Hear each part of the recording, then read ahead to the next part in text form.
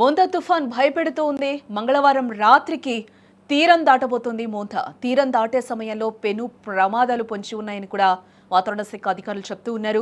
మోంతా బీభత్సం సృష్టించే అవకాశం కూడా కనిపిస్తుంది. అలాగే భారీ గాలులు, భారీ వర్షాలకు ఛాన్స్ ఎక్కువగా ఉన్నట్లు కూడా తెలుస్తుంది. గంటకు 90 నుంచి 110 కిలోమీటర్ల వేగంతో గాలులు వీస్తాయని కూడా చెప్తూ ఉన్నారు. 95 ప్రాంతాలకు అతి భారీ వర్ష సూచన పొంచి ఉంది. జీరో రిస్క్ కు ప్రభుత్వం చర్యలు కూడా చేపడుతూ ఉంది. ఇప్పటికే ప్రభుత్వ యంత్రాంగం కూడా పూర్తిగా అప్రమత్తమైంది. బంగాళాఖాతంలో ఏర్పడిన మోంతా తుఫాన్ మరింత బలపడి తీవ్ర తుఫానుగా మారి ప్రస్తుతం తీరం వైపు అత్యంత వేగంగా దూసుకొస్తున్నట్లు కూడా తెలుస్తుంది. తుఫాన్ తీరాన్ని సమీపిస్తున్న కొద్దీ రాష్ట్రంలో వాతావరణం మారిపోయింది.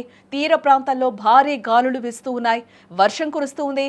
తాజా అంచనాల ప్రకారం మనం చూస్తే మోంతా తుఫాన్ మంగళవారం రాత్రికి తీరాన్ని దాటే అవకాశం కనిపిస్తున్నట్లుగా కూడా తెలుస్తుంది. ఈ తుఫాన్ మచిలీపట్నం, కాకినాడ మధ్య తీరం దాటొచ్చని కూడా అధికారులు ప్రస్తుతం అంచనా వేస్తూ ఉన్నారు. తీరం దాటే సమయంలో పెను ప్రమాదం పొంచి ఉంటుంది. పెను భీభత్సాన్ని సృష్టించే అవకాశం కూడా ఉంటుందని వాతావరణ శాఖ హెచ్చరిస్తూ ఉంది.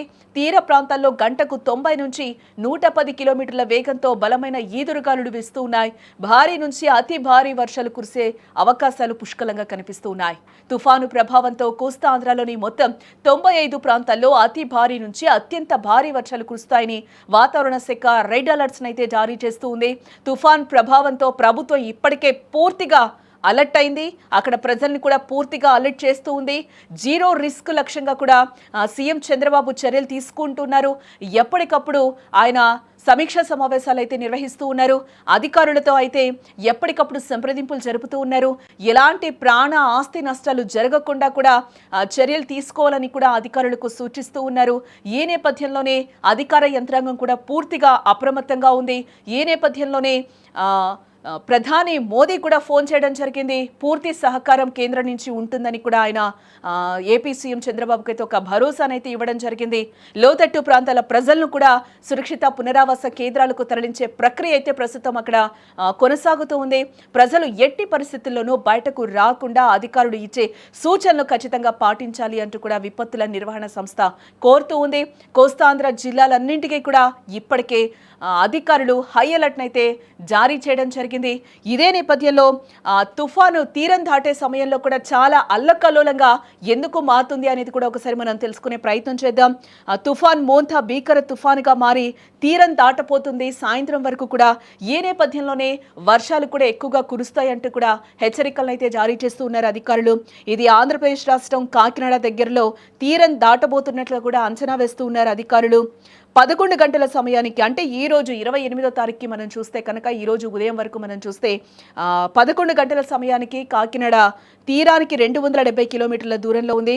మచిలీపట్నంకి 190 కిలోమీటర్లు, అలాగే విశాఖపట్నంకి 340 కిలోమీటర్ల దూరంలో కేంద్రీకృతం అయి ఉన్నట్లుగా కూడా మనకి తెలుస్తూ ఉంది. తుఫాన్ మోంతా గంటకు 17 కిలోమీటర్ల వేగంతో కదులుతూ ఉంది. అంటే 28వ తేదీ మంగళవారం, అంటే ఈ రోజు అర్ధరాత్రి లేదా బుధవారం తెల్లవారుజామున తీరం దాటనుంది అనేది కూడా చెప్తూ ఉన్నారు. తీరం దాటే సమయంలో 110 నుంచి 120 కిలోమీటర్ల వేగంతో ఈదురుగాలులు వీస్తాయి. ఇది ఆషామాషి గాలులు కాదు అని కూడా చెప్తున్నారు వాతావరణ శాఖ అధికారులు. 110 కిలోమీటర్ల వేగంతో భీకరమైన గాలులు సముద్రం నుంచి మైదాన ప్రాంతానికి దూసుకొస్తాయని కూడా చెప్తూ ఉన్నారు. ఆ సమయంలో తుఫాను కన్ను ప్రభావం చూపే ప్రాంతాల్లో చెట్లు కూలిపోతాయి, కరెంటు స్తంభాలు పడిపోతాయి, కరెంటు వైర్లు తెగిపడతాయి, హోర్డింగ్స్ ఎగిరిపోతాయి. 50 నుంచి 60 కేజీల బరువున్న మనిషి సైతం ఈ గాలులకి తట్టుకొని ఆరు బయట నిలబడలేడు అని కూడా తెలుస్తూ ఉంది. ఆ స్థాయిలో గాలులు విరుచుకుపడతాయని కూడా వాతావరణ శాఖ అధికారులు చెప్తూ ఉన్నారు. ఇంత భీకర గాలుల సమయంలోనే భీభత్సమైన వర్షం పడుతుంది. ఇలా నిట్ట నిలువున ఆగకుండా వర్షం పడుతూనే ఉంటుంది. తుఫాన్ మోంతా తీరానికి 40 కిలోమీటర్ల దూరం నుంచి ఈ విధ్వంసం స్టార్ట్ అవుతుందని కూడా చెప్తున్నారు. తీరం దాటి మైదాన ప్రాంతంలో ఎంత దూరం అయితే వెళ్తుందో అంత దూరం భీకర గాలులు బీభత్సం చేస్తూ వెళ్తాయని కూడా చెప్తూ ఉన్నారు. తుఫాన్ మోంతా తీరం దాటిన తర్వాత కొద్దిసేపు వర్షం గాలులు ఆగిపోతాయి. ఆ తర్వాత అసలు వర్షం ప్రారంభమవుతుంది అని కూడా చెప్తూ ఉన్నారు. కుండపోత వర్షం 8 నుంచి 12 గంటల ఆగకుండా పడే అవకాశం కూడా ఉంటుందని చెప్తూ ఉన్నారు. ఇదే సమయంలో ఆకస్మిక వరదలు వస్తాయి. వాగులు, వంకలు, నదులు పొంగి పొల్లుతాయి. చెరువుల్లోకి వరద పోటెత్తి చెరువు కట్టలు తెగే ప్రమాదం పొంచి ఉంది అని కూడా హెచ్చరిస్తూ ఉన్నారు. తుఫాన్ మోంతా తీరం దాటే 2 గంటల ముందు, తీరం దాటిన 12 గంటల తర్వాత వరకు కూడా బయటకు వచ్చే పరిస్థితి అసలు ఉండదు, రాకూడదు అని కూడా చెప్తూ ఉన్నారు. భీకర గాలులు, కుండపోత వర్షంతో అంతా అల్లకల్లోలంగా ఉంటుంది. ఈ సమయంలో అందరూ ఇళ్లలోనే ఉండాలి. సహాయక చర్యలు కూడా చేపట్టే అవకాశం ఇలాంటి సిచ్యువేషన్లో ఉండదు అని కూడా అధికారులు చెప్తూ ఉన్నారు. కరెంటు పూర్తిగా పోతుంది, కరెంటు ఉండదు అని కూడా చెప్తున్నారు. కనీసంలో 24 గంటలు అటు ఇటు కరెంటు సరఫరాకు బ్రేక్ పడే అవకాశం ఉంటుందని కూడా చెప్తూ ఉన్నారు.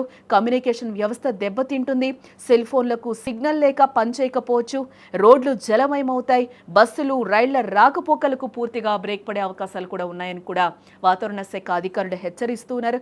ఇవన్నీ అయితే భయపెట్టడానికి కాదు, ఓన్లీ అలర్ట్స్ కోసం మాత్రమే చెప్పడం జరుగుతుంది. ఎందుకంటే ఇలాంటివి మనం ముందు ఇన్ఫర్మేషన్ ఇస్తే కనుక మనం ఎలాంటి జాగ్రత్తలు తీసుకోవాలో తెలుస్తుంది. కాబట్టి ఎప్పటికప్పుడు ఎవరైనా అత్యవసర పరిస్థితుల్లో బయటకు వెళ్ళినా కూడా ఎర్లీగా ఇంటికి వచ్చేయాలని కూడా చెప్తూ ఉన్నారు. ఎందుకు అంటే బలపడే అవకాశం ఉన్న నేపథ్యంలో, తీరం దాటే అవకాశం ఉన్న నేపథ్యంలో ఇలాంటి అలర్ట్స్ కూడా మనకి విపత్తుల నిర్వహణ సంస్థ కూడా అలర్ట్స్ జారీ చేస్తుంది. ఇవన్నీ భయపెట్టడానికైతే అసలు ఏమాత్రం కాదు. ఎందుకంటే ఇలాంటి ప్రికాషన్స్ తీసుకుంటే ఎంతో కొంత మనం ప్రాణాలు నిలబెట్టుకున్న వాళ్ళం కూడా అవుతాం. కాబట్టి ఒకరికొకరు ఈ విషయం షేర్ చేసుకుంటే కూడా ఆ ప్రాణాలు కాపాడిన వాళ్ళం అవుతాం. కాబట్టి చాలా తగిన జాగ్రత్తలు కూడా తీసుకోవాలి. ఎందుకు అంటే తీరం దాటే సమయంలోనే ఎక్కువగా అల్లకల్లోలం ఉంటుంది. సముద్రంలో కూడా వర్షాలు కూడా ఎక్కువగా కురుస్తాయని కూడా అధికారులు చెప్తూ ఉన్నారు. ఈ నేపథ్యంలో 24 అవర్స్ అయితే చాలా జాగ్రత్తగా ఉండాలి అని కూడా చెప్తూ ఉన్నారు. ఎందుకంటే పవర్ ఉండదు. ఇప్పుడే ఇందాక కూడా మేము చెప్తూ ఉన్నాం, సుమన్ టీవీ తరఫు నుంచి కూడా ఎప్పటికప్పుడు సెల్ ఫోన్స్ ఛార్జింగ్ పెట్టుకోవాలి అని కూడా చెప్తూ ఉన్నాం. జాగ్రత్తలన్నీ తీసుకోవాలి. ఎవరైనా కూడా లోతట్టు ప్రాంతాల్లో ఉంటే కూడా ఇప్పటికే అప్రమత్తం అవ్వండి, పునరావాస కేంద్రాలకి వెళ్ళండి అని కూడా చెప్తున్నాం. ప్రభుత్వం కూడా ఏపీ గవర్నమెంట్ చాలా జాగ్రత్తలు తీసుకుంటుంది. ఎప్పటికప్పుడు అలర్ట్స్ కూడా జారీ చేస్తూ ఉంది. ఎప్పటికప్పుడు సమీక్షలు కూడా నిర్వహిస్తూ ఉన్నారు. ఎటువంటి ఆస్తి ప్రాణ నష్టాలు జరగకుండా కూడా చాలా జాగ్రత్తలు ప్రభుత్వం చేపడుతూ ఉన్న నేపథ్యంలో వాటన్నింటినీ కూడా సహాయక చర్యలకు కూడా ఎటువంటి అంతరాయం కలగకుండా కూడా ఎప్పటికప్పుడు అలర్ట్స్ కూడా జారీ చేస్తున్నారు. ఇప్పటికే ఎస్డీఆర్ఎఫ్ కావచ్చు, ఎన్డీఆర్ఎఫ్ బృందాలు కూడా అక్కడ మోహరించడం జరిగింది. ఎటువంటి విపత్కర పరిస్థితినైనా ఎదుర్కోవడానికి గవర్నమెంట్స్ కూడా సిద్ధంగా ఉన్నాయని కూడా చెప్తున్నారు. ఈ నేపథ్యంలోనే మనం కూడా, ప్రజలు కూడా చాలా జాగ్రత్తగా ఉండాల్సిన అవసరం. ఎందుకు అంటే గత 4 రోజుల నుంచి కూడా గవర్నమెంట్స్ చాలా అలర్ట్స్ జారీ చేస్తున్న నేపథ్యంలో చాలా జాగ్రత్తలు తీసుకోవాల్సింది కూడా అక్కడ ఉన్న ప్రజలు. ఎందుకు అని అంటే వాటికి సంబంధించి కూడా పునరావాస కేంద్రాలు కావచ్చు, ఫుడ్, వాటికి సంబంధించి కూడా షాపులు కూడా ఎప్పుడు మెడికల్ స్టోర్స్ కానీ కూరగాయలు పాలకు సంబంధించిన షాపులు మినహా మిగతావన్నీ క్లోజ్ చేయమని చెప్పారు. ఇవైతే ఎప్పుడు కూడా ఎమర్జెన్సీ కేర్ కింద అయితే ఇవి ఎప్పుడు పనిచేస్తూ ఉంటాయని కూడా చెప్తున్నారు. ఈ నేపథ్యంలోనే అందరూ చాలా జాగ్రత్తగా ఉండాలి అని కూడా చెప్తున్నాం.